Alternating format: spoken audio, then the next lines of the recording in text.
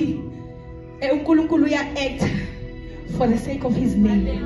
uNkulunkulu uthe uDavide mesethi mephethe isihliling sakhe wathi ngiza kuwe ngegama likaJesu. uNkulunkulu wathi inkinga usumenshile igama lami and i-reputation yami angeke ngenxa ye-reputation yami uMfundisi is bound umele ukuthi awe ngetshe engakho because usuze wamenshile igama lami.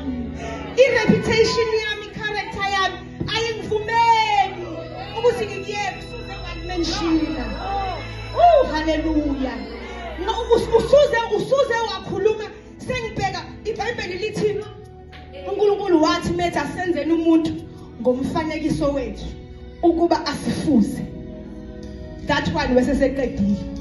So that's why ngifuna ukuthi kuwena even noma kukhona into ekukhalisayo umukhalu uya kuNkulunkulu khumbula lamazwi ngomfanekiso wami ukuthi basifuze. So uma seniya ngegama likaJesu seniya ngecharacter yakhe seniya ngereputation yakhe seniya ngeability yakhe because igama likaJesu ukuthi yini akhona ukuyenza.